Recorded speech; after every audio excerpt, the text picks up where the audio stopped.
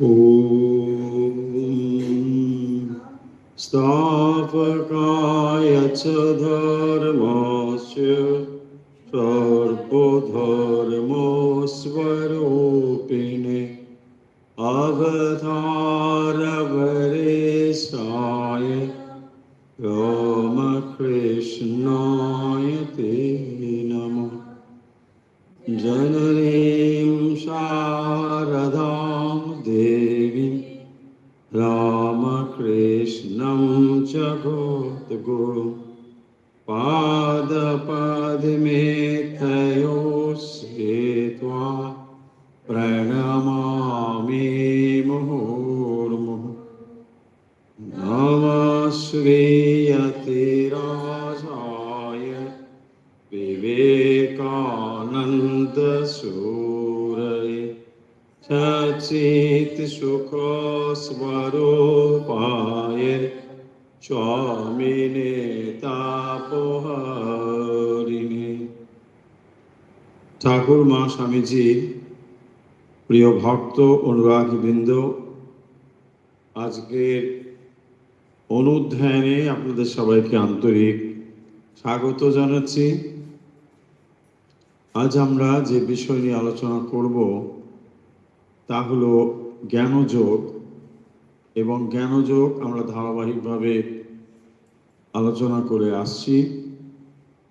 আজকে আমরা জ্ঞানযোগের জগৎ বিষয়ে আলোচনা করব। এর আগের আলোচনা ছিল জগৎ সম্বন্ধে, তাই এটি হলো জগৎ 2, দ্বিতীয় নম্বর জগৎ সম্বন্ধে আলোচনা। এই আলোচনাটি অর্থাৎ স্বামীজির যে বক্তৃতা, মূল বক্তৃতা, এটি নিউ ইয়র্কে 26শে জানুয়ারি 1896 এই তারিখে প্রদত্ত বক্তৃতা। যেহেতু জগৎ এই শিরোনামে একটি বক্তৃতা অলরেডি রয়েছে, সেটি 19শে জানুয়ারি 1896 বহির্জগৎ সম্বন্ধে, আর এখানে ক্ষুদ্র ব্রহ্মাণ্ড জগৎ দ্বিতীয় নম্বর, 2 নম্বর জগৎ এটি। এই বক্তৃতাটি আজকে আমরা আলোচনা করব। তাই আশা করছি যারা আমাদের সঙ্গে নিয়মিত যুক্ত থাকেন, আজকের এই আলোচনাতে আপনাদের সবাইকে স্বাগত জানাচ্ছি।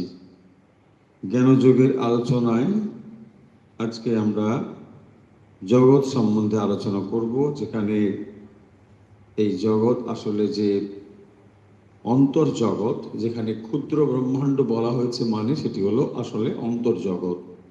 তাহলে জগৎ মানে এখানে ব্র্যাকেটে 2 লিখে দেওয়ার অর্থ হলো একটি বহির্জগৎ আর একটি হলো অন্তর্জগৎ। বহির্জগৎ সম্বন্ধে আলোচনা ইতিমধ্যে হয়েছে, তারপরেই আমরা আজকের আলোচনা দেখব অন্তর্জগৎ সম্বন্ধে, যেটিকে ক্ষুদ্র ব্রহ্মাণ্ড বলা হয়েছে, আসলে সেটি অন্তর্জগৎ। সেই বিষয়ে আজকের আমরা আলোচনা শুরু করছি। এর আগের দিন আমরা আলোচনা করেছিলাম, আপনাদের হয়তো মনে থাকবে, যে সেখানে সমগ্র জগৎ যে বিশ্ব চৈতন্যের প্রকাশ, সেই বিষয় কিন্তু বলা হয়েছিল। সেই আলোচনার পরে স্বামীজি আজকের এই যে বক্তৃতা, সেখানে তিনি মূলত দেখাচ্ছেন যে মানুষের এই যে বহির্জগৎ, সেই বহির্জগতের জানবার পরে আসলে তার নিজের ভেতরে যে লুকিয়ে রয়েছে আরেকটি জগৎ, তাকে জানাই সমগ্র জানার পরিসমাপ্তি ঘটাবে। তাই আসলে আমাদের বহির্জগতের পাশাপাশি অন্তর্জগৎটিও জানা প্রয়োজন। মানুষের মন স্বভাবতই বহির্মুখী, এবং সেই কারণের জন্য স্বামীজি এভাবেই বক্তৃতা শুরু করেছেন যে মনুষ্য মন স্বভাবতই বহির্মুখী। মানুষের মন কিন্তু বাইরের দিকে, এখানে মন মানে সমস্ত ইন্দ্রিয় আদিও বাইরের দিকে। তাহলে মানুষের মন তথা ইন্দ্রিয় সবই বাইরের দিকে, অর্থাৎ বাইরের বস্তুকে জানবার জন্য সর্বদাই মানুষ ব্যস্ত। চক্ষু অবশ্যই দেখিবে, কর্ণ অবশ্যই শুনিবে, ইন্দ্রিয়গণ অবশ্যই বহির্জগৎ প্রত্যক্ষ করিবে। তাই স্বভাবতই প্রকৃতির সৌন্দর্য ও মহত্ব প্রথমেই মানুষের দৃষ্টি আকর্ষণ করে। মানবাত্মা প্রথমেই বহির্জগতের সম্বন্ধে জিজ্ঞাসা করিয়াছিল। আকাশ, নক্ষত্রপুঞ্জ, অন্তরিক্ষে অন্যান্য পদার্থ নিচয়, পৃথিবী, নদী সম্বন্ধে জিজ্ঞাসা হইয়াছিল ইত্যাদি। এর মানে কি?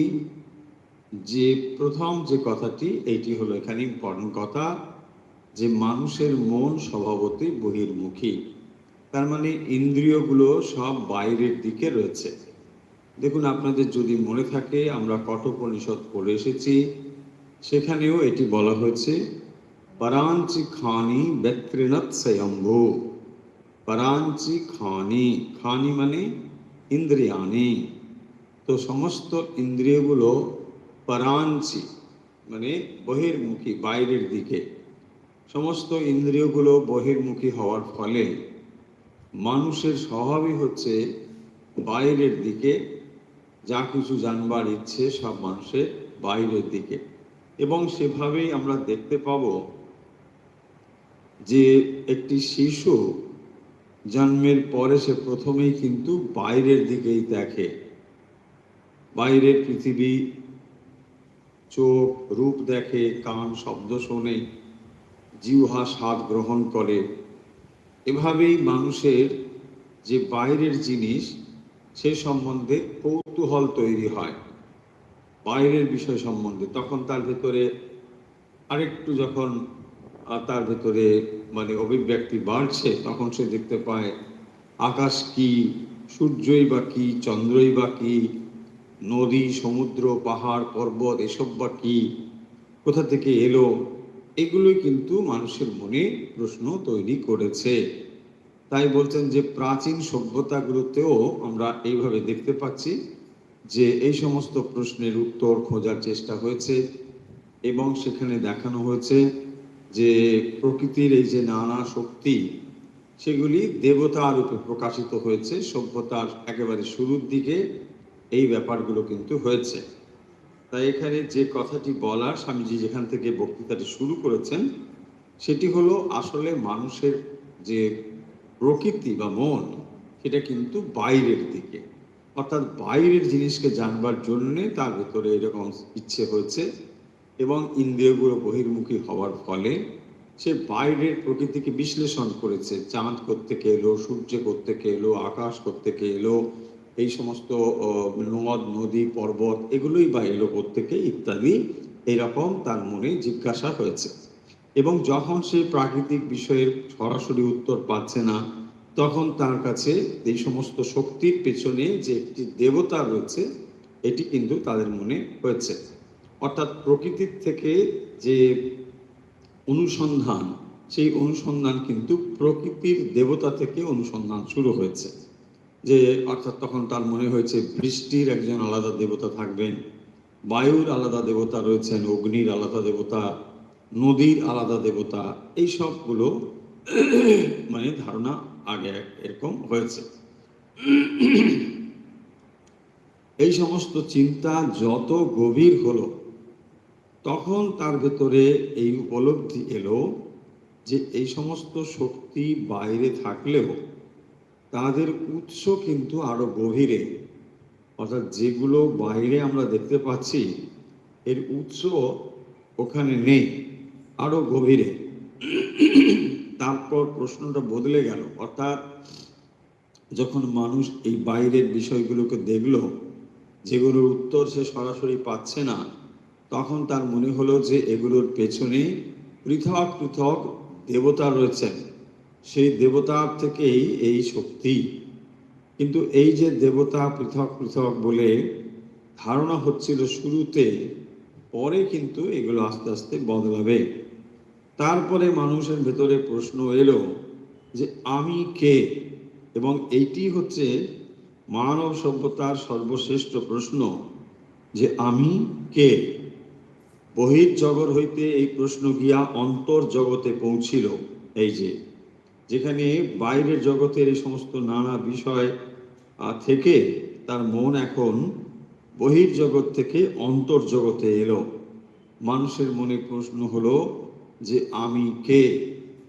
এবং উপনিষদও বলছেন যে সেই আত্মাকে জানতে হবে। উপনিষদে দেখবেন বলা হচ্ছে আত্মা বা আরে দ্রষ্টব্য শ্রোতব্য মন্তব্য নিধিধ্যাসিতব্য। তো এখান থেকে মানুষের মনের জিজ্ঞাসা বা প্রশ্ন হলো যে তাহলে আত্মা বলে কোনো জিনিস তো নিশ্চয়ই রয়েছে, সেইটিকে কি করে জানা যায়। তাহলে উচ্চতর সভ্যতার স্তরে প্রকৃতির সম্বন্ধে গভীরতম অন্তর্দৃষ্টি থেকে উন্নতির উন্নততর ভূমিতে মানুষের মনে এই সমস্ত প্রশ্ন উদিত হলো। স্বামীজি যেভাবে বক্তৃতা শুরু করেছেন, সেখানে যে কথা দিয়ে শুরু করেছিলেন, আসলে মানুষের মন বাইরের দিকে। কারণ একটি শিশু জন্মগ্রহণ করবার পরে যখন সে ধীরে ধীরে এই পৃথিবীর দিকে তাকায়, তখন তার মন এই পৃথিবীর বাইরের জিনিসকেই প্রথম দেখা শুরু করে। এবং এভাবেই ধীরে ধীরে তার ভেতরে যখন পরিবর্তন হয়, সে যখন আরো ম্যাচিওর হয়, বড় হয়, তখন এই সমস্ত কিছু অবাধ বিশ্ব এসে দেখে। বৃষ্টি, গাছপালা, পশু পাখি, নদ নদী, এগুলোর দিকে সে তাকায় এবং তার মনে হয় এগুলো সব এলো কোত্থেকে। এই যে প্রশ্ন যখন সে বাইরের দিকে খোঁজে, উত্তর সরাসরি পায় না, তখন তার মনে হয় যে তার সব কিছুর পেছনে একটি করে দেবতা রয়েছেন। বলছেন এই রকম ধারণা সমস্ত সভ্যতার গোড়ার দিকে কিন্তু রয়েছে। অর্থাৎ এক একজন করে দেবতা রয়েছেন, সেই দেবতার বিশেষ শক্তিতে এইগুলি চলছে। তারপরে যখন মানুষের ভিতরে আরো গভীরে যাওয়ার ইচ্ছে হলো, তখন তার মনে হলো যে এই যে বহির্জগতের প্রশ্ন, এর থেকে অন্তর্জগতের প্রশ্ন আরো বেশি গভীরতর, এবং সেটি হলো এই যে আমি কে। এবং সমস্ত মানব সভ্যতার এটি হলো সর্বশ্রেষ্ঠ প্রশ্ন, যে আমি কে, এটি জানবার আগ্রহ বা ইচ্ছে। এখান থেকেই মানুষের মনে অন্তর্জগতের প্রবেশটা শুরু হলো। তাহলে বক্তৃতাতে কিভাবে আমরা দেখতে পাচ্ছি, একটি জগৎ, জগৎ মানে একটি হচ্ছে বহির্জগৎ, আর একটি হলো মানুষের অন্তর্জগৎ, অর্থাৎ ভেতরের যে জগৎ, অর্থাৎ যাকে আমরা এই এই নিজের সম্বন্ধে জানবার যে জার্নি। তাহলে দুটো জিনিস, একটি বাইরের দিকে আর একটি ভেতরের দিকে। এই বাইরের দিকে জার্নি যেটি, তাকে আমরা বলি যে জাগতিক উন্নতি বা অভ্যুদয়। সেই অভ্যুদয়ের দিকে যখন আমরা এগিয়ে চলি, জাগতিক প্রসপারিটি, উন্নতি ইত্যাদির দিকে আমরা এগিয়ে চললাম, সেখানে সর্বোচ্চ যা যা লাভ করবার সেসব লাভ হলো। তারপরেও মানুষের মনে প্রশ্ন থেকে গেল যে যা আমি চাই তা আমি পাচ্ছি না। এবং তখনই তার ভেতরে, সকলে না হলেও কিছু কিছু নিশ্চয়ই, যে তখন তার মনে এই চিন্তা হলো যে তাহলে সব বাইরে নয়, ভেতরেও যেতে হবে। এবং তখনই মনের ভেতরে তার যাত্রা শুরু হলো। এইটি আসলে হলো মানুষের মনের যে অন্তর্জগৎ, তার দিকে যাত্রা। এবং তাহলে এখান থেকে পৃথিবী বা জগৎকে বলা হয়েছে একটা বহির্জগৎ, একটা অন্তর্জগৎ। সেটি হচ্ছে ক্ষুদ্র ব্রহ্মাণ্ড। ক্ষুদ্র ব্রহ্মাণ্ড মানে অন্তর্জগৎ। যেটি বহির্জগৎ ছিল, বাইরে যেটি আমরা দেখছিলাম গাছপালা, পশু পাখি, নদ নদী ইত্যাদি রূপে, এটিকে আমরা আবার ভেতরে দেখছি। সেই জন্য দেখবেন এখানে ব্রহ্মাণ্ড বলা হচ্ছে। অর্থাৎ বাইরে যেটা দেখছি সেটাও যেমন ব্রহ্মাণ্ড, ভেতরে যেটা দেখছি সেটাও ব্রহ্মাণ্ড। তাই বহির্জগৎ এবং অন্তর্জগৎ, এই দুটো জিনিস এখানে পরিষ্কার করে স্বামীজি বলছেন। তাহলে মানুষের ভেতরের জার্নিটা তখনই শুরু হবে যে যখন সে বাইরের দিকে আগে দৃষ্টিপাত করবে। বাইরের জিনিস দেখবার পরে যখন তার মনে হবে যে যে প্রশ্নের উত্তর সে খুঁজতে চায় সেটা সব সে পাচ্ছে না, তো তখনই তার ভেতরের দিকে জার্নিটা শুরু হবে। এরপরে স্বামীজি যেটা বলছেন আমরা সে বিষয়ে দেখব। এই ভেতরের মানুষই আজিকার অপরাহ্নের আলোচনার বিষয়। এই ভেতরের মানুষ সম্বন্ধে প্রশ্ন মানুষের যতখানি প্রিয় ও তাহার হৃদয়ের যত সন্নিহিত, আর কিছুই তত নহে। কত দেশে কত লক্ষবার এই প্রশ্ন জিজ্ঞাসিত হইয়াছে, কি অরণ্যবাসী সন্ন্যাসী, কি রাজা, কি দরিদ্র, কি ধনী, কি সাধু, কি পাপী, প্রত্যেক নরনারী সকলেই কোনো না কোনো সময়ে এই প্রশ্ন জিজ্ঞাসা করিয়াছেন। এই ক্ষণভঙ্গুর মানব জীবনে কি কিছুই নাই? এই শরীর মরিলে এমন কিছু কি নাই যাহা মরে না? যখনই এই শরীর ধূলিমাত্রে পরিণত হয় তখন কি কিছুই জীবিত থাকে না? অগ্নি শরীরকে ভস্মসাৎ করিলে পর তাহার আর কি কিছুই অবশিষ্ট থাকে না? যদি থাকে তবে তাহার নিয়তি কি? ইহা যায় কোথায়? কোথা হইতে ও আসিয়াছিল? এই প্রশ্নগুলি বারবার জিজ্ঞাসিত হইয়াছে। যতদিন এই সৃষ্টি থাকিবে, যতদিন মানব মস্তিষ্ক চিন্তা করিবে, ততদিন এই প্রশ্ন জিজ্ঞাসিত হইবে। দেখুন, তাহলে এই যে মানুষের মনে প্রথম থেকে এই চিন্তা রয়েছে, অর্থাৎ মৃত্যু কি, এই যে কথাগুলো এর ভেতরে এইটিই রয়েছে যে তাহলে মানুষ একদিন চলে যায়, মরে যায়, এটা কি, কোথায় চলে যায়, কিভাবে তার মৃত্যু হয়, কেনই বা মৃত্যু হবে, এই প্রশ্নগুলো মানুষের মনে উঠেছে। সেইটি বলছেন যে অরণ্যবাসী সন্ন্যাসী, কি রাজা, কি দরিদ্র, কি ধনী, কি সাধু, তার মানে যে কোনো মানুষ, সে যেরকম অবস্থায় হোক না কেন, প্রত্যেকেই কিন্তু একসময় এই প্রশ্ন করছে যে ক্ষণভঙ্গুর মানব জীবনের নিত্য কি কিছুই নেই? অর্থাৎ যা কিছু আমরা দেখছি, এই মৃত্যুর কাছে এসে যেন থমকে যায় মানুষ, এসব একদম শেষ হয়ে গেল। তাহলে কি এখানেই সব শেষ হয়ে যায়? তাহলে এই পৃথিবীর মানে কি, জগতের মানে কি, সৃষ্টির বা মানে কি? যদি এক সময় এসে সব শেষ হয়ে যায় তাহলে আর কি মানে? এই প্রশ্নের উত্তর কিন্তু মানুষ যুগে যুগে খোঁজার চেষ্টা করেছে। এই শরীর মরলে এমন কিছু কি নেই যা মরে না? তার মানে শরীরটা মারা গেল, তাতেই কি তার সব শেষ হয়ে গেল, নাকি কিছু অবশিষ্ট থাকলো? এই প্রশ্নগুলোর উত্তর মানুষ খুঁজতে চেয়েছে। যখনই এই শরীর ধূলিমাত্রে পরিণত হয় তখন কি কিছুই জীবিত থাকে না? অগ্নি শরীরকে ভস্মসাৎ করিলে তাহার পর কিছুই কি অবশিষ্ট থাকে না? যদি থাকে তবে তাহার নিহতি কি? তাহলে একটি মানুষ মারা গেলে তার আর কি থাকে, এবং যদি কিছু থাকে তাহলে তার পরিণতি বা কি হয়, নিয়তি বা কি হয়, উহা যায় কোথায়, কোথা হইতেই বা আসিয়াছিল? এই প্রশ্নগুলি বারবার জিজ্ঞাসিত হইয়াছে। যতদিন এই সৃষ্টি থাকিবে, যতদিন মানব মস্তিষ্ক চিন্তা করিবে, ততদিনই এই প্রশ্ন জিজ্ঞাসিত হইবে। দেখুন, এই প্রশ্ন মানুষের কিন্তু একটি আদিম প্রশ্ন, চিরন্তন এই প্রশ্ন মানুষের মনে রয়েছে। শাস্ত্র তার উত্তর দিয়েছে, তবুও মানুষের মনে এই প্রশ্ন থাকবে যে না, কোথায় যাব, কোথা থেকে এসেছি, কি মৃত্যু, কি জন্ম, ইত্যাদি এসব থাকবেই থাকবে। তাই বলছেন, ইহার উত্তর যে কখনো পাওয়া যায় নাই তাহা নহে। যখনই প্রশ্ন জিজ্ঞাসিত হইয়াছে তখনই উত্তর আসিয়াছে। যত সময় যাইতেছে ততই তা উত্তর উত্তর অধিক বল সংগ্রহ করিতেছে। বাস্তবিক পক্ষে সহস্র সহস্র বর্ষ পূর্বে ওই প্রশ্নের উত্তর চিরদিনের জন্য প্রদত্ত হইয়াছিল, আর পরবর্তী সময়ে উত্তরই আবার কথিত স্পষ্টভাবে ব্যাখ্যাত হইয়া আমাদের বুদ্ধির নিকট উজ্জ্বলতর রূপে প্রকাশিত হইয়াছে মাত্র। অতএব আমাদিগকে কেবল ওই উত্তরের পুনরাবৃত্তি করিতে হইবে। এইখানে এসে স্বামীজি বলছেন যে তাহলে এর উত্তর কি কোনোদিনই দেওয়া হয়নি? বলছে না, এর তো দেওয়া হয়েছে, তবুও মানুষের মনে এই প্রশ্ন থাকবে। এবং সেটাই বলছেন যে সেই যে উত্তর সেটা তোমাদের কাছে বলছি বলে স্বামীজি বলছেন। কি সেটি বলছেন? যে পৃথিবীর প্রায় সমস্ত ধর্মের কাছে দেখবেন এই প্রশ্ন বারবার এসেছে যে মৃত্যুর পর কিছু থাকে কি?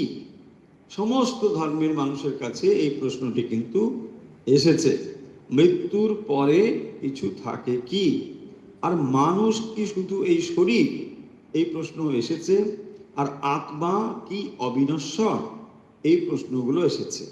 কেউ রাজা, কেউ ভিক্ষুক, কেউ পণ্ডিত, কেউ সাধারণ মানুষ, সবাই কোনো না কোনো সময়ে এই প্রশ্নের মুখোমুখি হয়েছে। এবং কঠোপনিষদে দেখবেন এই প্রশ্ন কিন্তু নচিকেতাও করেছেন।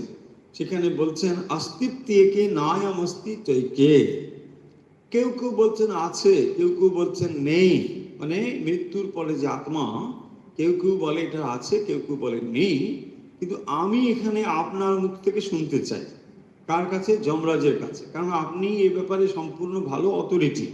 কারণ অন্য অন্য যারা উত্তর দিয়েছে সেই উত্তরগুলো আমি ঠিক মানতে পারছি না, সেই জন্য একেবারে সর্বোচ্চ যে অথরিটি তার কাছে পৌঁছে গেছে, গিয়ে বলছেন আপনি যদি বলেন তাহলে আমি মেনে নেব, কি উত্তরটা আপনি বলুন। দেখুন, এখান থেকে বোঝা যাচ্ছে যে এই প্রশ্নের উত্তর মানুষ চিরকাল খুঁজেছে। অর্থাৎ এই উত্তরটি মানুষের জানা অত্যন্ত জরুরি, যে তাহলে মৃত্যুতে সব শেষ হয়ে যায় কিনা। একটা শরীর আমরা ধারণ করে চলেছি জন্ম থেকে মৃত্যু পর্যন্ত, তার পরিবর্তনগুলোকেও দেখতে পাচ্ছি। এক সময় সেটা ছোট ছিল, বড় হয়েছে, পরিণত হয়েছে, ইত্যাদি ইত্যাদি চলেছে। কিন্তু একটা সময় এসে দেখা যাচ্ছে যে সেটা আর ফাংশন করছে না, এটা একেবারে শেষ হয়ে গেল। তাহলে এতদিন যেটি ছিল অত্যন্ত প্রিয়জন বলে যাকে জেনেছি, সে এক মুহূর্তে কিন্তু শেষ হয়ে গেল। এই যে একটি বিশেষ পরিবর্তন, এর মুখোমুখি মানুষ বারবার হয়েছে এবং এই উত্তরগুলো সে খোঁজার চেষ্টা করেছে। স্বামীজি এই যে উত্তর সম্বন্ধে বলছেন যে এই উত্তর নতুন নয়, কিন্তু এই উত্তরের ভেতরে কি রয়েছে না, সত্য নতুন করে সৃষ্টি হয় না, সত্য চিরন্তন। ঋষিরা সেই সমস্ত সত্য উপলব্ধি করেছেন এবং সেই সত্য প্রত্যেক যুগে মহাপুরুষরা নতুন নতুন ভাষায় কেবল তাকে উপস্থাপন করেছেন। অর্থাৎ সত্য যে জিনিসটি সেটা কিন্তু চিরকাল রয়েছে। অর্থাৎ এই যে মানব শরীর, সেটি যখন শেষ হয়ে যায়, যখন মারা যায়, তার পেছনে যে একটি অপরিবর্তনীয় চরম সত্তা রয়েছে, এই উত্তর বহুবার দেওয়া হয়েছে। এমনকি স্বামীজি বলছেন যে এই উত্তর আরো দিতে হবে। মানুষের মনে এই প্রশ্ন চিরকাল থাকবে যে দেহ চলে গেলে পরে সব চলে যায় কিনা। শাস্ত্র এই কথা বহুবার ঘোষণা করেছেন, তবুও মানুষের মনে এই প্রশ্ন থাকবে যে আসলে যেভাবে আমরা এই জিনিসটিকে নিয়ে ভাবি, স্বামীজি সেই এখানে তুলে ধরছেন। অতএব আমাদিগের কেবল এই উত্তরের পুনরাবৃত্তি করিতে হইবে, সকলের চিত্তাকর্ষক এই সমস্যাগুলির উপর নূতন আলোকপাত করিব এমন ভান করি না। দেখুন, স্বামীজি বলছেন যে এমন নয় যে আমি একটা কিছু বলছি যেটা একেবারে মানে নতুন কিছু ভাবনা, অন্য কোনো ধারণা তোমাদের ছিল না, সেটা নয়। আমাদের আকাঙ্ক্ষা এই যে সেই সনাতন মহান সত্য বর্তমান কালের ভাষায় প্রকাশ করিব, প্রাচীন দিকের চিন্তা আধুনিক দিকের ভাষায় ব্যক্ত করিব, দার্শনিকদের চিন্তা লৌকিক ভাষায় বলিব, দেবতাদের চিন্তা মানবের ভাষায় বলিব, ঈশ্বরের চিন্তা দুর্বল মানুষের ভাষায় প্রকাশ করিব, তাহাতে লোকে উহা বুঝিতে পারে। কারণ আমরা পরে দেখিব যে ঐশী সত্তা হইতে এই সমস্ত ভাব প্রসূত, তাহা মানবেরও বর্তমান। আবার যে সত্তা চিন্তাগুলি সৃজন হইয়াছিল, তিনি মানুষ প্রকাশিত হইয়া নিজেই তা বুঝিতে চান। অর্থাৎ স্বামীজি যে কথাটি বলছেন, একটু আগে সেটা বলা হলো যে এই প্রশ্নের উত্তর আমি তোমাদের দিচ্ছি, কিন্তু এটা ভেবো না যে এই উত্তর আমি নতুন দিচ্ছি। এই উত্তর আগেও দেওয়া হয়েছে, বহুবার দেওয়া হয়েছে। তার মানেটা কি? দেখুন, এই যে কথাগুলো বলা হচ্ছে না, এর সিগনিফিকেন্সটা কি? এর সিগনিফিকেন্স হচ্ছে যে এই উত্তর শাস্ত্র দিয়েছে, যতবার স্বামীজিও দেবেন বলছেন, কিন্তু তবুও মানুষের মনে সন্দেহ থাকবে। কেন থাকবে? একটা প্রশ্ন আসতে পারে না, যে প্রশ্নটা আমি করছি যদি আমাকে উত্তরটা দিয়েও দেওয়া হয়, তাহলে কেন আবার সেই প্রশ্ন থাকবে? থাকবে এই জন্যই যে যত সময় পর্যন্ত এটা আমাদের কাছে ডাইরেক্ট এক্সপিরিয়েন্স না হচ্ছে, তত সময় কিন্তু এটা আমরা বুঝতে পারবো না। এটা হচ্ছে আসল উত্তরটা। ডাইরেক্ট এক্সপিরিয়েন্স, দেখুন যখন বলা হচ্ছে জন্ম মৃত্যুর পারে সেই আত্মা রয়েছেন, তার কখনো জন্ম নেই, তার কখনো মৃত্যু নেই। দেখুন এই কথাগুলো আপনি কতবার পড়েছেন, কতবার শুনেছেন, বহুবার শুনেছেন। হ্যাঁ, বাসাংসি জীর্ণানি যথা বিহায়, এসব পড়ে ফেলেছেন। কিন্তু তবুও কি আপনার মৃত্যু ভয় গিয়েছে? বলছি না বাবা, মৃত্যু ভয় এখন যায়নি। কি যে হবে জানি না, ওখানে কি হবে, যদি নলটা না দেয় তাহলে কল বন্ধ হয়ে যাবে, তাই না? কত রকম কাণ্ড। যদি ওখানে আস্তে করে টেনে নেয় বা সব শেষ, তারপরে দৌড়ে টুড়ে ফুটিয়ে দিচ্ছে, এখানে ইঞ্জেকশনটা জোরে পড়ে, বাবা কি আস্তে করে দাও, কত রকম কাণ্ড, কি ঘটবে কিছু জানা নেই তো। দেখুন মানুষটা মারা যাবে, কিন্তু তবুও শরীরের এই যে যন্ত্রণা, এটা তো বড় কম কথা না, সকলেই ফিল করবে। তাই দেখুন এত আপনি পড়াশোনা করছেন, এত বুঝছেন যে আত্মার মৃত্যু নেই, আত্মার জন্ম নেই, এই শরীরটা গেলে পরে যাবে, তো কি আছে, ঠিক আছে, ইত্যাদি ইত্যাদি সব আপনার নলেজ, তবুও আপনার মৃত্যু হয় যাচ্ছে না। তার কারণটা কি? কারণ হচ্ছে ডাইরেক্ট এক্সপিরিয়েন্সটা নেই। এই কথাটাই স্বামীজি আসলে বলতে চাইছেন, যে যত সময় পর্যন্ত এই বিষয়টির ডাইরেক্ট এক্সপিরিয়েন্স তোমার না থাকবে, তুমি উত্তরটা হাজারবার শুনলেও কিছু কাজ তোমার হবে না, তাই না? যখন ধরুন আপনাকে বলা হয় যে কোনো একটি নির্দিষ্ট খাবার, হ্যাঁ, যেটা এটা ধরুন এরকম, তো এটা এইরকম, আপনি শুনলেন, কিন্তু তাতেও আপনার ঠিক বোধ হলো না, বুঝছি এটা ঠিক এরকম। তাহলে আপনি যদি কোনোদিন সেটা না খান, আপনি বুঝতে পারবেন। যেমন ধরুন আপনি চিনিকে কি বলেন? মিষ্টি। আবার মধু মিষ্টি, দেখুন গুড়ও মিষ্টি, আপনি সবই মিষ্টি বলছেন। ইভেন এতটাই মিষ্টি, আমরা সুইটটাকেও মিষ্টি বলি, মানে মিষ্টির দোকানে যে মিষ্টি সেটাও মিষ্টি, সবই মিষ্টি। কিন্তু দেখুন এই মিষ্টি হলেও মিষ্টত্বের যে তারতম্য সেটা রয়েছে। এবারে ধরুন আপনার যদি হানির কোনো এক্সপিরিয়েন্স না থাকে, মধুটা কি এক্সপিরিয়েন্স যদি না থাকে, আপনাকে বোঝানো যাবে না। হ্যাঁ, আপনাকে বলা হয় ও গুড়ের মতো, বলছে না, ঠিক গুড়ের মতো নয়, কিন্তু আপনি এটা বুঝুন, এটা লাইক গুড়, ও লাইক গুড়, কিছু ধারণা হলো না, তাই না? সেই রকম বলেছিলাম একবার, না একটা মজার গল্প, এটা মনে পড়লে যায় মাঝে মাঝে, এটা পূজনীয় বুদ্ধেশ্বরম মাঝের মুখ থেকে শোনা গল্প, আর মজার গল্প, মানে যার যেটা এক্সপিরিয়েন্স নেই তাকে সেটা বোঝানো হচ্ছে। তো এখন বাদশাহ, সে আমের এক্সপিরিয়েন্স নেই, মানে ভারতবর্ষের এখানে যে সুন্দর সুন্দর আম, এটা নেই। তো তাকে বোঝানো হচ্ছে যে আম জিনিসটা কিরকম। তাকে বলতে, দেখুন আম মানে অপূর্ব একটা সুস্বাদু মানে ফল, সেটা এরকম। তো হচ্ছে বুঝতে তো পারা যাচ্ছে না, আমটা কোনোদিন তিনি খাননি, দেখেনি, জানেন না।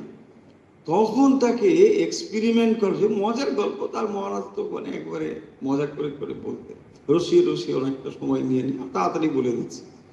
তখন করা হলো কি, একজন দাড়িওয়ালা লোককে আনা হলো, যার দাড়ি টাড়ি রয়েছে, সেইখানে খানিকটা গুড়, হ্যাঁ, এসব দিয়ে বেশ ভালো করে ওটাকে মেখে দেওয়া হলো।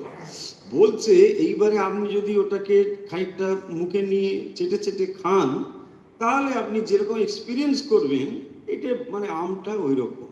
তাহলে আমের ভিতরে কি আছে? ফাইবার আছে, ফাইবারের সঙ্গে সুইটনেস এসবগুলো আছে।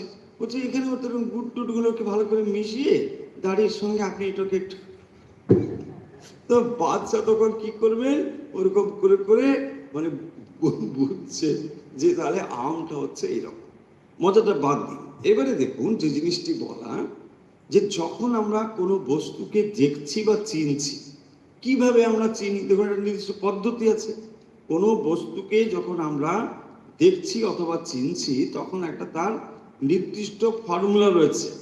তো সেই ফর্মুলাটা কি না, ফর্মুলা হচ্ছে আমাদের ইন্দ্রিয়ের ভেতর দিয়ে দেখব। ইন্দ্রিয়ের ভেতর দেখার তাৎপর্য হচ্ছে, ধরুন চোখ, এটা দিয়ে আপনি দেখবেন, তারপরে কি হচ্ছে, ওই সিগন্যালটা গিয়ে মস্তিষ্কে যাচ্ছে। এবারে মস্তিষ্কে যখন গেল, সে কি করবে, ওটাকে মাইন্ডে গিয়ে নিয়ে ফেলছে, তারপরে মাইন্ড কি করবে, সেটা বুদ্ধিতে নিয়ে গিয়ে ফেলছে। এইভাবে আপনি কোনো একটি জিনিস জানতে পারছেন। এইগুলোর যদি একটা অ্যাবসেন্ট হয়, তাহলে কিন্তু নলেজটা আসবে না। ধরুন আপনি একটা বই পড়ছেন, বই পড়তে পারেন বা আপনি মোবাইলেও দেখতে পারেন, এক্সাম্পলটা খুব কাছাকাছি হবে। তো দেখছেন, এখন তারপরে ধরুন কেউ ওখানে ডাকছে, আপনি শুনতে পাচ্ছেন না। তো তার কারণটা কি? কারণটা হচ্ছে এই যে আপনার মাইন্ডটা ওখানে কাজ করছে না। তার মানে এই যে পদ্ধতি, যদি এটি কোথাও কোনোভাবে বাধাপ্রাপ্ত হয়, তাহলে আমাদের নলেজটা ঠিক মতন আসবে না। এক্স্যাক্টলি এটাই বলতে চাওয়া হচ্ছে যে তাহলে মন ছাড়া ইন্দ্রিয় কাজ করছে না। মনটা ওখানে থাকলে তবেই আমি ইন্দ্রিয়ের ভেতর দিয়ে একটা জগতের বিষয়কে জানতে পারি। কিন্তু এখানে বলা হচ্ছে যে জিনিসটি, যে এক্সপিরিয়েন্স আপনি করতে চাইছেন, বা এখানে যে উত্তর বলছেন আত্মা, সেই আত্মা আসলে সমস্ত কিছুর পেছনে রয়েছেন, অর্থাৎ মনেরও পেছনে সেই আত্মা রয়েছেন। কিভাবে? সাক্ষী রূপে। সাক্ষী রূপে মানে তাকে কিছু করতে হয় না, তার বিদ্যমানতার ফলেই মন, বুদ্ধি, চিত্ত, অহংকার সমস্ত কাজ করে। এখন এই যে জিনিসটি, তাহলে এটাকে যদি আমরা জানতে চাই, অর্থাৎ যদি আমরা সেই আত্মাকে জানতে চাই, তাহলে একটা নির্দিষ্ট পদ্ধতি অবলম্বন করে জানতে হবে। কিন্তু যখন আপনি আত্মা সম্বন্ধে শুনছেন, তখন কোনো সমস্যা নেই, আপনার কান আছে, আপনি শুনে নিলেন, দেখো আত্মার কোনো মৃত্যু নেই, তার কোনো জন্ম নেই, শরীরের জন্ম হয়, শরীরের মৃত্যু হয়। এই কথাগুলো আপনি শুনলেন, এটা একটা বোধ হলো বটে, কিন্তু এর ডাইরেক্ট এক্সপিরিয়েন্স তখনই হবে যখন আত্মা সম্বন্ধে আপনার প্রত্যক্ষ অনুভূতি হবে। সেইটি যত সময় না হচ্ছে, 1000 বার 1,00,000 বার শ্রবণ করলেও আপনার ওই জ্ঞান হবে না। কারণ যে পদ্ধতির ভিতর দিয়ে আপনি জাগতিক বিষয়কে লাভ করেন, এখানে ওই পদ্ধতি খাটবে না। এই হচ্ছে আসলে ব্যাপারটি। কারণ যেভাবে আমরা নলেজ থেকে জানবার চেষ্টা করি, এটা কিন্তু সেইভাবে হবে না। তাই দেখবেন কঠোপনিষদের সেখানে বলা হচ্ছে আত্মানম রথিনম বিদ্ধি। যখনই আমরা জানবো এই শরীরটা হচ্ছে রথ, ইন্দ্রিয় ঘোড়া, মন লাগাম, বুদ্ধি সারথি, আর আত্মা রথের অধিষ্ঠাতা। আত্মা এর ভিতরে রয়েছে রথ রূপে। সেইভাবে যদি এটাকে জানা যায়, তখনই কেবলমাত্র আমরা আত্মাকে জানতে পারি। তার একটা নির্দিষ্ট পদ্ধতি রয়েছে কিভাবে সেটাকে জানা যাবে। সেইভাবে যদি একমাত্র সেইভাবে যদি আমরা তাকে এক্সপিরিয়েন্স না করি, তাহলে 1000 বার আত্মা সম্বন্ধে শ্রবণ করলেও আমাদের কোনো বিশেষ লাভ বা তারতম্য হবে না। সেই জন্যই দেখবেন এখানে বারবার বলা হয়েছে, শাস্ত্র আপনি সমস্ত শাস্ত্র মুখস্থ করে ফেলতে পারেন, ভগবত গীতা 700 শ্লোক আপনার মুখস্থ, চণ্ডী মুখস্থ, সব মুখস্থ হয়ে যেতে পারে, কিন্তু আপনি যেখানে আছেন ওখানেই থাকবেন। যে অজ্ঞানের মধ্যে রয়েছেন, আর একটু অজ্ঞান বাড়বে বই, কমবে না। কেন অজ্ঞান বাড়বে? অহংকার আরো বাড়বে। যে আগে আপনি একটু সামান্য মানুষ ছিলেন, এখন আপনি পণ্ডিতান মান্য মানা, এখন আপনি ডিক্লেয়ার পুলিশ। পণ্ডিতান মান্য মানে কি? Self declare police. আপনি নিজে বলছেন যে বিশাল একটা পণ্ডিত, মানে পুলিশ, এটাই আসবে। সো আগে এমনি ছিল, মানে সামান্য ছিল, কিন্তু এখন অজ্ঞানের লেয়ারটা আর সাংঘাতিকভাবে বেড়ে গেছে। এই হচ্ছে আমাদের। তার মানে দেখুন, বিদ্যা যদি অহংকারের দিকে নিয়ে যায়, অজ্ঞান দূরীভূত না হয়ে, সেটা কিন্তু সাংঘাতিক কাজ করতে পারে। সেটাই সাধারণত হয়। তাই এখানে যেটি বলার, সেটি হচ্ছে যে ওইভাবে আমরা তাকে জানতে পারবো না। তাই স্বামীজি বলছেন, তোমাদেরকে যতবার এই উত্তর পূর্ণভাবে দেওয়া হয়েছে, সেই উত্তর আমি আবারও তোমাদের দেবো, কিন্তু এটা ভেবো না যে একটা সাংঘাতিক কিছু উত্তর হবে। সেই উত্তরটা আগে দেওয়া সত্ত্বেও মানুষের মনে যেমন একই প্রশ্ন, আজকে উত্তর শ্রবণ করবার পরেও সে একই প্রশ্ন থাকবে। অর্থাৎ দেখুন, তাহলে আমরা কি এই এতদিন পর্যন্ত যে আলোচনাটা হলো, তাতে কি হলো? সেখানে প্রথম কথা হলো যে প্রথমে বহির্জগৎ, তারপরে অন্তর্জগৎ। অর্থাৎ যে জগৎকে আমরা বাইরে দেখছি, গাছপালা, পশু পাখি, সমস্ত কিছু দেখতে পাচ্ছি, সূর্য চন্দ্র ইত্যাদি, এই সমস্ত কিছু যেমন বাইরে রয়েছে, এইটি দেখার পরে আমাদের ভেতরে একটি প্রশ্ন তৈরি হলো যে এগুলো এলো কোথা থেকে। তারপরে যে সমস্ত প্রাকৃতিক দুর্যোগ আদি এগুলো থেকেও আমাদের মনে জিজ্ঞাসা এলো যে এই ধরনের একটা বিশেষ বিশেষ শক্তির প্রকাশ, বিশেষ শক্তিগুলোর প্রকাশ যদি হয় তাহলে তার পেছনে এক দেবতা রয়েছেন। এইভাবেই কিন্তু পৃথক পৃথক দেবতাদের ধারণা আমাদের ভেতরে আস্তে আস্তে করে হয়েছে। এবং তারপরে আমরা যে দেখতে পাচ্ছি সেটা হচ্ছে এই যে মৃত্যু, অর্থাৎ যখন একজন মানুষ মারা যায় তখন কি তার সব শেষ হয়ে যায় নাকি কিছু অবশিষ্ট থাকে? আর যদি কিছু অবশিষ্ট থাকে তাহলে তার পরিণতি বা নিয়তি কি হয়, এটা কি আলটিমেটলি কি হয়, এই প্রশ্নগুলো কিন্তু মানুষের মনে উঠেছে। স্বামী যেটা তুললেন, তারপরে বললেন যে এর উত্তর যে দেওয়ার চেষ্টা হয়নি তা নয়, এর উত্তর দেওয়ার চেষ্টা হয়েছে, দেওয়া হয়েছে, কিন্তু তবুও মানুষের মনে এই প্রশ্ন বহুবার উঠেছে। এই প্রশ্ন থাকবেই, যেটা কি হয়। স্বামীজি বলছেন যে আমি এর উত্তর তোমাদের দেবো, কিন্তু তবুও এই প্রশ্ন তোমাদের ভেতরে থাকবে। এই বলে স্বামীজি এই যে কথাগুলো আমরা এত সময় বললাম সেটি এখানে আলোচিত হয়েছে। অর্থাৎ কি বলা হলো, মানে দেখার যে পদ্ধতি বা জ্ঞানের যে পদ্ধতি, যেটা আমরা একটু আগে বললাম। স্বামীজির মূল টেক্সটটা একটু বলে দিই। আমি তোমাদেরকে দেখিতেছি এই দর্শন ক্রিয়ার জন্য কতগুলি জিনিসের আবশ্যক। প্রথমত চক্ষু, চক্ষু অবশ্যই থাকা চাই। আমার অন্যান্য ইন্দ্রিয় অবিকল থাকতে পারে, কিন্তু যদি আমার চক্ষু না থাকে তবে আমি তোমাদেরকে দেখতে পাবো না, ইত্যাদি। তার মানে যে কথাটা বলা হলো যে দর্শন ক্রিয়ার জন্য যে যে দরকার, কি দরকার, একটা ইন্দ্রিয় দরকার, মন দরকার, বুদ্ধি দরকার, তার পেছনে আত্মা দরকার। এই জিনিসগুলো থাকলে তবেই সেটা লাভ করা সম্ভব বা জানা সম্ভব। এইগুলো স্বামীজি কতগুলো এক্সাম্পল দিয়ে মানে দেখিয়েছে যে কিভাবে এটা আমরা জানতে পারি। যে যে ক্রমে ওয়া ভিতরে গিয়াছিল সেই একই ক্রমে আবার ফিরে আসে। প্রথম বুদ্ধিতে, তারপর মনে, তারপর মস্তিষ্ক কেন্দ্রে, তারপর বহির্যন্ত্রে, তখনই বিষয় জ্ঞান সম্পূর্ণ হইল বলা যায়।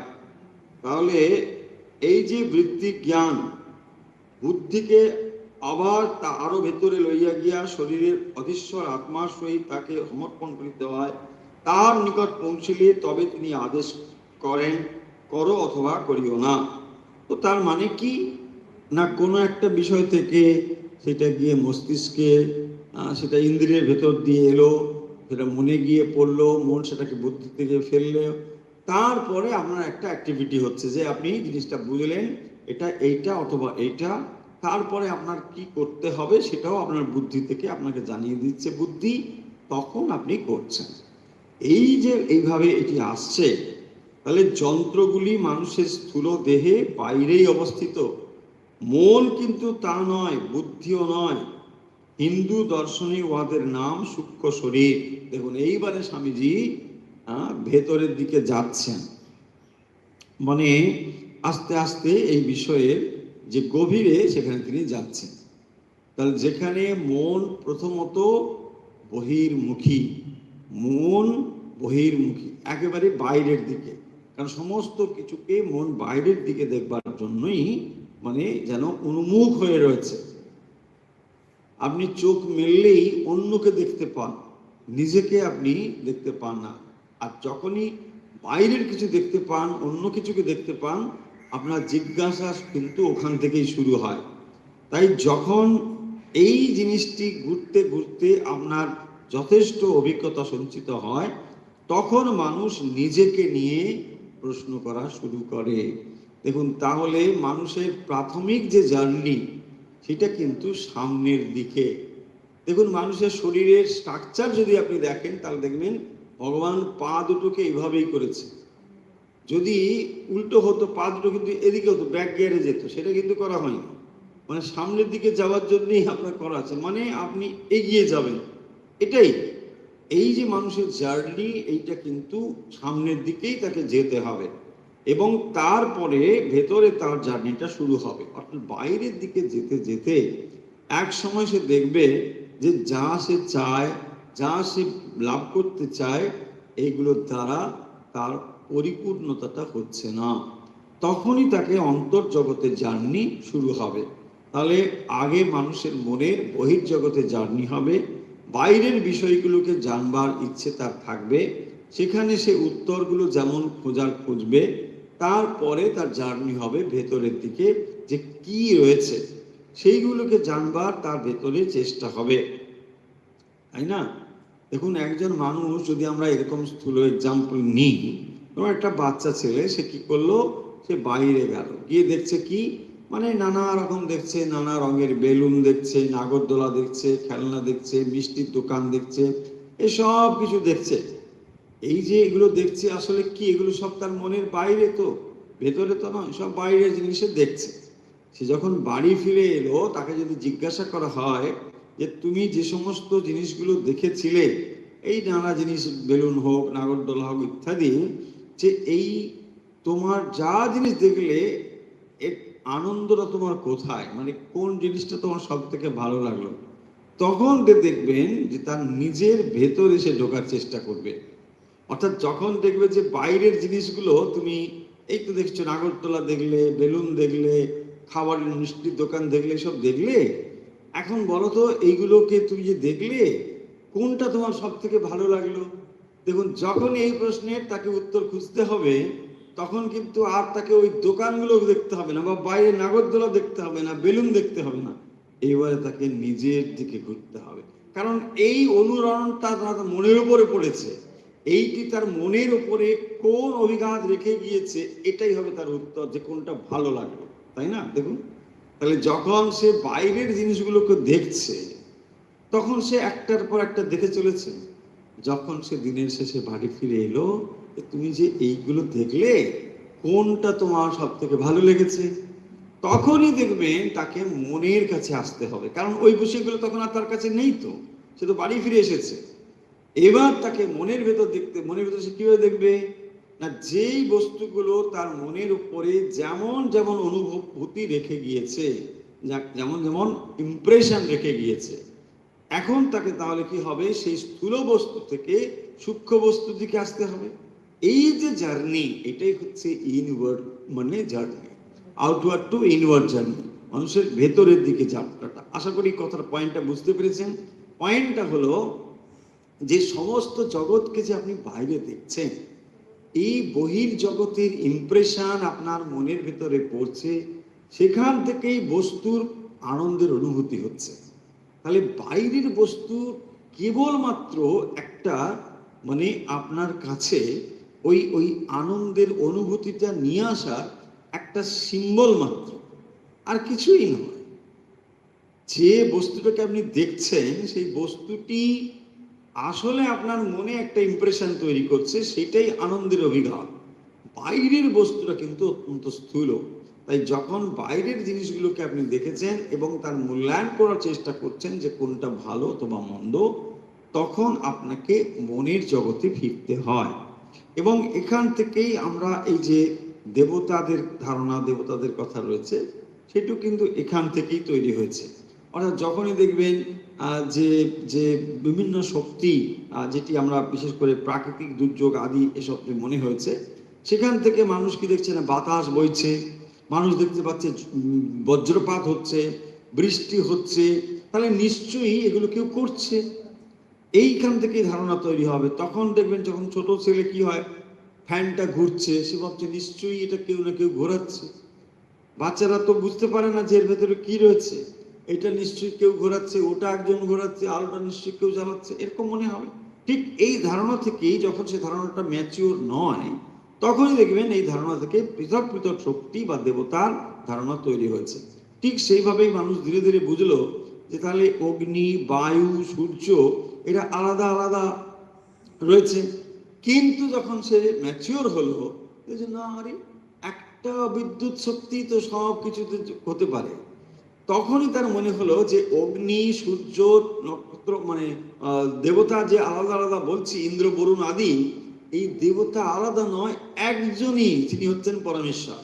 সেই পরমেশ্বরই কিন্তু নানাভাবে প্রকাশিত হয়েছেন। এখান থেকেই একেশ্বরবাদের ধারণা এলো। তার আগে কিন্তু মানুষ নানা কিছুর জন্য নানা দেবতার ধারণা করতেন, যে বৃষ্টি হচ্ছে তাহলে নিশ্চয়ই অতিবৃষ্টির জন্য একজন দেবতা আছেন, এইসব রয়েছে এটা। কিন্তু আসলে সেই পরমেশ্বর সবকিছুর প্রকাশক তিনি এটা রয়েছেন। এইভাবে ধীরে ধীরে মানে জিনিসগুলো আস্তে আস্তে পরিবর্তন হলো। আচ্ছা, তারপরে যেটি বলা হচ্ছে সেটি হলো, এবারে এই উত্তরটা এসেছে, তার মাঝখানে যেটি বলা হয়েছে আমরা কিভাবে দেখি বুঝি, অর্থাৎ আমরা কোনো জাগতিক যখন জ্ঞান অর্জন করি এটা কোন পদ্ধতিতে হয়। ইন্দ্রিয় থাকে, মন থাকে, বুদ্ধি থাকে, এইভাবেই জ্ঞানটা হয়। তাহলে একটা অবজেক্ট বা বস্তু সেটি ইন্দ্রিয়ের দ্বারা আমার কাছে একটা সেন্সেশন নিয়ে এলো। আপনি ফুলের দিকে তাকালেন, সেটা কে দেখছে? দৃশ্যকে চোখ দেখছে। ওইটাকে আপনি নিয়ে যাচ্ছেন কোথায়? ফেলে দিচ্ছেন সেটাকে নিয়ে মস্তিষ্ক, মস্তিষ্ক সেটাকে নিয়ে গিয়ে মনের কাছে নিয়ে যাচ্ছে, মন সেটা দেখে বলছে, মানে টেকনিক্যাল ভাষায় আমাদের চিত্ত সেখানে নিয়ে যাচ্ছে। সে দেখছে যে এই ইমপ্রেশনটা আগে আমার কাছে রয়েছে, এটা একটা গোলাপ ফুল। আপনার সঙ্গে সঙ্গে ধারণা হলো, বুদ্ধিও সেটা বলে দিল এটা একটা গোলাপ ফুল। এইখানে আপনাকে কি করতে হবে সেটা আপনার সিগন্যাল মন বলে দিচ্ছে। যদি মনে হয় যে আপনার ফুলটা তোলা দরকার, সঙ্গে সঙ্গে আপনি বলবেন হ্যাঁ ফুলটা তুলতে হবে, ফুলটা তুলে নাও। যদি হয় যে না ফুল তোলার দরকার নেই, আমি কেবল দেখছি ফুলটা সুন্দর, হয়ে গেল। তার মানে দেখুন এই পুরো প্রসেসটা আপনার বাইরে এইভাবে ঘটছে। এখন এই যে জিনিসগুলো ঘটছে তার পেছনে রয়েছেন আত্মা। এই আত্মা, তাকে জানবো কি করে, তাই না? তার মানে যখনই আত্মার উপস্থিতিতে এগুলো কিন্তু হচ্ছে, আত্মা তার সিগন্যাল গিয়ে পড়ছে বুদ্ধিতে, সেটি গিয়ে পড়ছে মনে, সেটি গিয়ে পড়ছে মস্তিষ্কে, সেটি গিয়ে পড়ছে ইন্দ্রিয়াদিতে। তার ফলে পুরো প্রসেসটির দ্বারা আপনি বস্তুর জ্ঞান লাভ করতে পারেন। এখন প্রশ্ন হলো, যদি এই পদ্ধতিতেই আমরা জ্ঞান লাভ করি তাহলে সেই আত্মাকে এই পদ্ধতিতে জানা যাবে কি না? বলছেন আত্মাকে এই পদ্ধতিতে জানা যাবে না। আত্মাকে এই পদ্ধতিতে জানা যাবে না। কেন জানা যাবে না? এর উত্তর বহুবার বহু প্রসঙ্গে বলা হয়েছে। জানা যাবে না এই জন্য যে আত্মা যাকে উদ্ভাসিত করে তিনি কখনো তাকে জানতে পারেন না। যেমন এই মাইক্রোফোনের ভেতর দিয়ে শব্দ তরঙ্গ আপনার কাছে পৌঁছচ্ছে, আমি এটাকে জানতে পারি, কিন্তু মাইক্রোফোনের কোনো ক্ষমতা নেই আমাকে জানা। পারবে না? দেখুন ঠিক একই রকম ভাবে, অর্থাৎ যে এটিকে জানবার চেষ্টা করছে, যেখানে আত্মা বা চৈতন্য বিদ্যমান, জ্ঞান সেখানে উৎপন্ন হবে। তাহলে আত্মা চৈতন্য যেখানে রয়েছে, সেই আত্মা রয়েছেন বলেই এটাকে জানা যায়। তাহলে এটাকে আমি জানবো কি করে? এটা জানা যাবে না। এই পদ্ধতিতে এটাকে জানা যাবে না। আমরা যে এক্সাম্পল দিয়েছি দেখুন, খুব ভালো একটা এক্সাম্পল, সেটা হচ্ছে টর্চের এক্সাম্পল। এটা মনে রাখলে হয়ে যাবে। টর্চের ভেতরে ব্যাটারি রয়েছে, সামনে একটা বাল্ব রয়েছে। এই ব্যাটারিটাকে যদি আপনি খুলে নেন তাহলে কিন্তু বাল্বটা জ্বলবে না। আবার ব্যাটারিটা যদি ওরকম থাকে, আপনি যদি তাকে জ্বালিয়ে দেন তাহলে ওই মুহূর্তে আপনি কিন্তু ব্যাটারিটা কি জানতে পারবেন না। তাহলে যদি ব্যাটারিটাকে সংযোগ করি কেবল তখনই আলো হবে। ঠিক সেরকম ভাবে যদি আমরা মাঝখান থেকে এইগুলো সরিয়ে নিই তাহলে আর ওই প্রসেসটা কাজ করবে না। সেই জন্য দেখবেন এটাকে জানবার জন্য আর একটা লাগবে ওইভাবে। কিন্তু যদি নিজের ভেতরে সেই আত্মাকে জানবার চেষ্টা করি, ওটা পদ্ধতি নয়। তাহলে কিভাবে জানবো? সেই জন্য বলা হয়েছে যে আত্মাকে বিষয় করে জানা যাবে না। দেখুন কঠিন কঠিন কথা, কিন্তু এগুলোকে খুব সহজ করে বলা হচ্ছে। আত্মাকে বিষয় করে জানা যাবে না। তার মানে যখন আমি বলছি যে এইটাকে জানি, তার মানে এটা একটা বিষয়, এটাকে অবজেক্টিফাই করে আমরা জানছি, একটা বিষয় করে এটাকে জানছি। তাহলে আত্মাকে কিভাবে জানা যাবে? আত্মাকে জানা যাবে একমাত্র আত্মস্বরূপে। তখনই তাকে জানা যাবে। অর্থাৎ যখন তাকে আমরা কোনো বিষয় করে জানবার চেষ্টা করছি তখন সেটা জানা যাবে না। এইখানে এসে আপনার সমস্ত রকম মানে যে জানবার, বহির্জগৎকে জানবার যে পদ্ধতি, সব এইখানে এসে কিন্তু শান্ত হয়ে যাবে। বলছে ও বাবা এই পদ্ধতিতে জানা যাবে না, না এই পদ্ধতিতে জানা যাবে না। তখনই কি হবে? তাহলে মন, এখানে প্রশ্ন হবে মন কি করছে? দেখুন মন সর্বদাই আপনাকে বাইরের দিকে নিয়ে যায়। তাহলে মনকে অন্তর্মুখী করতে হবে, তবেই কেবলমাত্র জানা যাবে। মনকে অন্তর্মুখী করলে কি হবে না, মনের ভেতরে যে কামনা বাসনাগুলো রয়েছে সেটাই তাকে বহির্মুখী করে। মনকে অন্তর্মুখী করা মানে হচ্ছে কামনা বাসনা থেকে শান্ত করা, মুক্ত করা। তখনই মন হয়ে যাবে, মন তখন থাকলেও যেন নেই, এই অবস্থাটিকে বলা হবে মনের পারে যাওয়া। তাহলে তখন মন থাকলেও না থাকার মতোই হবে।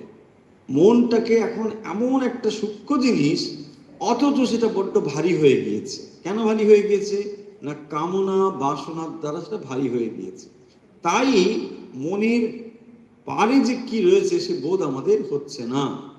যদিও সেটা খুবই কাছে, তবু সেটা বোধ হচ্ছে না, কারণ সেটা এত ভারী হয়েছে। যদি একটা পর্দা ভাবেন যে একটা পর্দা, তার ভেতরে বাইরে আরেকটা কিছু রয়েছে, তাহলে এই পর্দাটাকে যদি আমরা ট্রান্সপারেন্ট পর্দা, অথচ সেটা দীর্ঘদিন পরিষ্কার না করার ফলে ধরুন কালো হয়ে গিয়েছে, তো এখন কি করতে হবে, ওই কামনা বাসনার যে কালো অন্ধকার এগুলোকে মুক্ত করতে হবে, তবেই আমরা মনটাকে দেখতে পাবো। ঠিক ওই জায়গাটি হচ্ছে এই আত্মাকে জানবার পদ্ধতি। সেই কারণের জন্য যেভাবে আমরা জাগতিক বিষয়কে জানি এইভাবে এটাকে জানা যাবে না। তাই স্বামীজি এই আলোচনার এই অংশে এসে বলছেন যে মন কিন্তু তাহা নহে, বুদ্ধিও নহে। হিন্দু দর্শনে উহাদের নাম সূক্ষ্ম শরীর, খ্রিস্টান ধর্মশাস্ত্রে আধ্যাত্মিক শরীর। উহা এই শরীর হইতে অনেক সূক্ষ্ম বটে, কিন্তু তাহা আত্মা নহে। এই তাহলে এটা আত্মা নয়। তাহলে আত্মা জিনিসটি অপরিবর্তনীয়, সেটা সর্বদা একই রকম থাকে। কিন্তু এই শরীরের পেছনে আরেকটি রয়েছে, তাকে বলা হয় সূক্ষ্ম শরীর। সেই সূক্ষ্ম শরীর কতগুলো সূক্ষ্ম উপাদান নিয়ে তৈরি, সেইটি কি হয়, তার একটা পরিণতি ঘটে। অর্থাৎ যখন এই দেহটি চলে যায়, যাকে আমরা শরীর চলে যাওয়া বলি, আমরা ভুল করে বলি আত্মা চলে গেল। আত্মা আসলে চলে যায় না, যেটা বারবার বলেছি, চলে যেটা যায় সেটাকে বলা হয় সূক্ষ্ম শরীর। এবার তবুও প্রশ্ন থাকবে যে চলে গেল, আত্মাটা চলে গেল। এটা হাজারবার ক্লাসে বলা হয়েছে যে আত্মা কোথাও চলে যায় না, তবুও যে জিনিসটি হাজারবার ধরে শুনেছেন, হাজারের একটু বেশিবার শুনেছেন, সেই কথাটি কিন্তু আবার ওই মনে আসবে যে না, আত্মা বেরিয়ে তো যায়, বেরিয়ে যাচ্ছে না। দেখুন, খুব সিম্পল ওয়েতে বলে নিই, তাহলে সময় হয়ে গিয়েছে। অন্তত একটা জিনিস মাথার কাছে পরিষ্কার হোক, যদি কোনো জিনিস বেরিয়ে যায় সেটা যাবে কোথায়, আগে এটা ঠিক করুন। যেটি সর্বব্যাপী, বলছেন আত্মা সর্বব্যাপী, তাহলে এটা বোঝা হয়নি, সর্বব্যাপী শব্দের তাৎপর্যটা বোঝা হয়নি। যদি যেটা সর্বব্যাপী হবে সেটা যাবে কোথায়, তাই না? আপনি শিয়ালদা থেকে আপনি আপনি আপনি কোথায় যাবেন, যেখানে খুশি যান, কোথাও একটা যাচ্ছেন ধরুন, তো এই ট্রেনে উঠলেন কেন না, আপনি একটা জায়গা থেকে আরেকটা জায়গায় যাচ্ছেন, এই স্থানিক দূরত্ব রয়েছে বলে আপনার শরীরটাকে আপনি ট্রেনের মধ্যে চড়িয়ে তারপরে ওখানে নিয়ে যাচ্ছেন, কারণ আপনার শরীর ওখানে যাচ্ছে। কিন্তু যেটাকে নিয়ে যেতে হচ্ছে না সেটা হচ্ছে আত্মা। আপনার কনসিয়াসনেস তাকে কোথাও নিয়ে যেতে হচ্ছে না, আপনি কেবল শরীরটাকে নিয়ে যাচ্ছেন। দেখুন, আপনি ওখান থেকে যে এখানে আসছেন বা এখান থেকে যে ওখানে যাচ্ছেন, এই প্রত্যেকটি ক্রিয়াতে আপনার ভেতরে একটি চলমান জিনিস রয়েছে, একটি অচলমান জিনিস রয়েছে। আপনি যেটাকে নিয়ে যাচ্ছেন সেটা হচ্ছে স্থূল শরীরটা, কিন্তু এর ভেতরে যে আত্মা রয়েছেন তাকে আপনাকে বহন করতে হচ্ছে না। কেন হচ্ছে না, সেটা এখানেও যেমন ভাবে রয়েছে, এখানেও একই রকম ভাবে রয়েছে। সেটা সর্বস্থানে সর্বকালে বিদ্যমান বলে তাকে বহন করার প্রয়োজন নেই।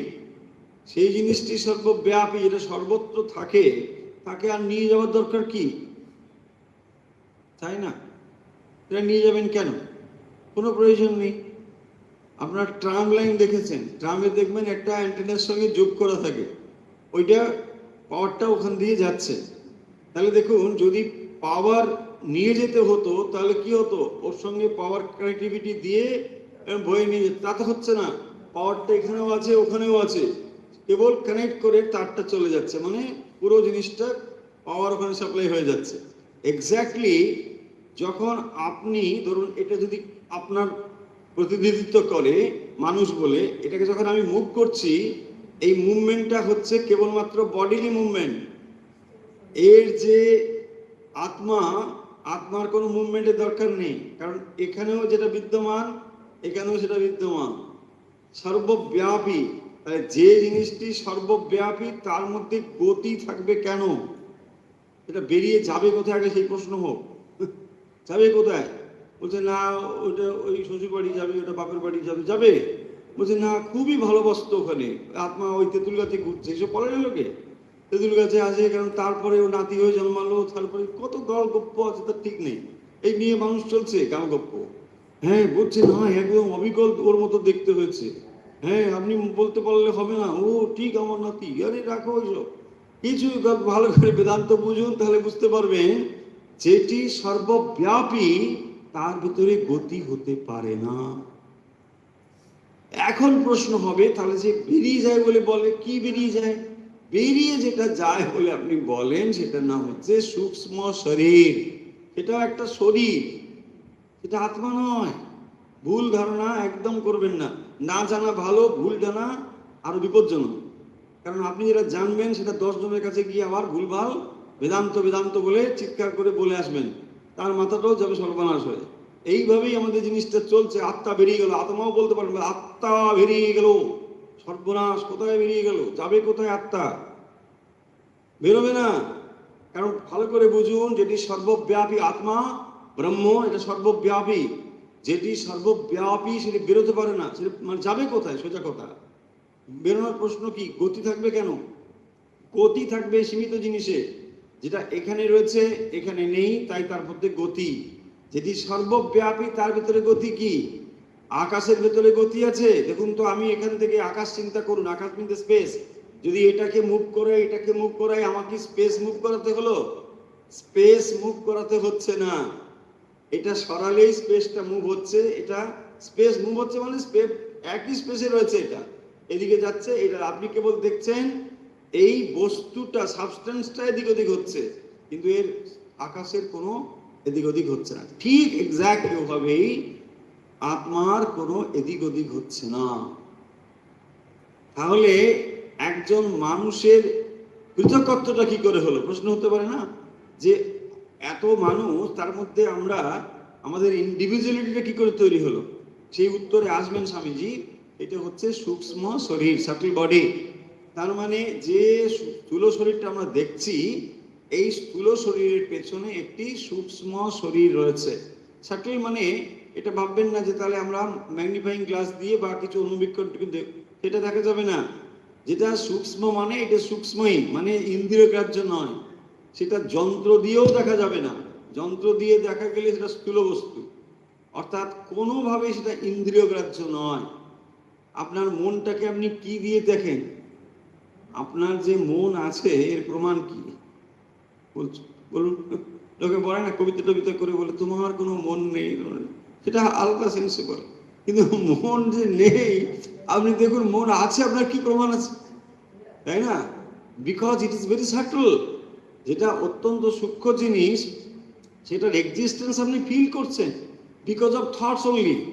আপনার যে মনটা রয়েছে না, তার কারণ আপনি চিন্তাগুলোকে ভাবছেন আমার মনের, কারণ চিন্তাগুলো ওখানে এক একটা করে উঠছে, বেশ এইটা দিয়ে আপনি বলেন। কিন্তু এটা অত্যন্ত সূক্ষ্ম, সেই জন্যে মন যতটা সূক্ষ্ম তার থেকেও বেশি সূক্ষ্ম হচ্ছে আত্মা। তো এই যে অবস্থা, এই সাটল বডি, এইটা কি করে? আপনার ভালো মন্দ শুভ অশুভ সংস্কারগুলোকে বহন করে নিয়ে যায়। এই যে বলা হলো নিয়তি কি হয়, তার মানে একজন মানুষ যখন মারা যায় তখন তার ভেতরে কেবল স্থূল শরীরটি চলে যায়, সূক্ষ্ম এবং কারণ শরীর তখনও থাকে, সেইটি আবার নতুন শরীরের জন্ম দেয়। এবং এভাবেই এটা চলতে থাকে যতদিন না পর্যন্ত আত্মজ্ঞান লাভ হয়, ততদিন এটা চলতে থাকে। সেই কথাতে ধীরে ধীরে আসবে। অর্থাৎ দেখুন, তাহলে আমরা দেখতে পেলাম, কথা শেষ করছি, যেখানে বহির্জগৎ থেকে অন্তর্জগতের যাত্রা। মানুষ প্রথমে বহির্জগতের দিকে তার যাত্রা শুরু করে। কেন না, তার ইন্দ্রিয়গুলো সব বহির্মুখী। এই যাত্রা করতে করতে যখন সে দেখতে পায় যে আসলে এখানে মানে তার সমস্ত প্রশ্নের উত্তর সে খুঁজে পাচ্ছে না, তখন তাকে মনের ভেতরে ফিরে আসতে হয়। অর্থাৎ বাইরের এই বস্তুগুলোকে নিয়ে দেখে আপনার ভেতরে একটা অ্যানালিসিস করবার মতো মানসিকতা তৈরি হয়। কিরকম? ওই যে এক্সাম্পল বললাম, খুব স্থূল রূপে একটা শিশু গেল, সে বেলুন দেখছে, নাগরদোলা দেখছে, এটা দেখছে, সেটা দেখছে। আপনিও দেখুন এই বস্তুগুলোকে দেখছেন, বিষয় দেখছেন, বস্তু দেখছেন, সম্পর্ক দেখছেন, সব কিছু দেখলেন। তারপরে আপনার ভিতরে তৈরি হলো, আচ্ছা কোনটা ভালো, কোনটা আনন্দ, কোনটা তো সেরকম নয়। আপনি ভেতরে অ্যানালিসিস করতে বসলেন, আপনি ভেতরে তখন এই আপনার হচ্ছে ইনওয়ার্ড জার্নি শুরু হলো। অর্থাৎ বাইরের বস্তুগুলো দিয়ে আপনার মনে কি অভিজ্ঞতা স্থায়ীভাবে রেখে গেছে সেগুলোকে অ্যানালিসিস করবার জন্যে এবারে আপনি প্রস্তুত হচ্ছেন, তাই না? দেখুন তাহলে জগন্নাথের যে যাত্রাটা শুরু হচ্ছে কোথা থেকে? ওই বড় দাণ্ড থেকে ওটা ঘুরতে ঘুরতে কোথায় নিয়ে আসবে? গুন্ডিচা। আবার এই গুন্ডিচা থেকে সেটা ওইখানে গিয়ে যাবে, মূল মন্দিরে ফিরে যাবে। এই জার্নিটা আসলে কি? এটাও এই মানব জার্নির এক প্রতীক রূপেই আছে। অর্থাৎ ওখান থেকে দেখুন এই গুন্ডিচাতে এলো, সেই গুন্ডিচার মানে এই বহির্গমন টমন হলো, আবার ফিরে চলো অন্তর্জগতে, তাই না? এখানে আর হবে না, ওইখানেই চলো। তখন প্রভুকে দেখতে হবে। হ্যাঁ, রথে তু বামনম দৃষ্টা পুনর্জন্ম না বিদ্যেতে। তো এখানে এসে আলিঙ্গন আদি হলো, বিহার রথ দর্শন হলো, গুন্ডিচায় গিয়ে সব দর্শন হলো, কিন্তু আবার প্রভু ফিরে যাচ্ছেন ওই মূল মন্দিরে। সেখানেই আপনার ওখানে হবে এই রথে বামনকে দর্শন করা, মানে এই ভগবানকে দর্শন করলেই পুনর্জন্ম না বিদ্যাতে, জন্ম মৃত্যুর পারে যেতে হবে। তা না হলে কিন্তু ওইটি চলতে থাকবে। তাহলে এই রথের সঙ্গে আসলে দেখবেন আমাদের একটি মানব জীবনকে সুন্দরভাবে সাজানো রয়েছে, তাই না?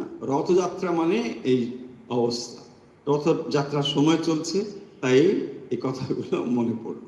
ঠিক আছে, তাহলে আজকের কথা আমরা এখানে শেষ করছি।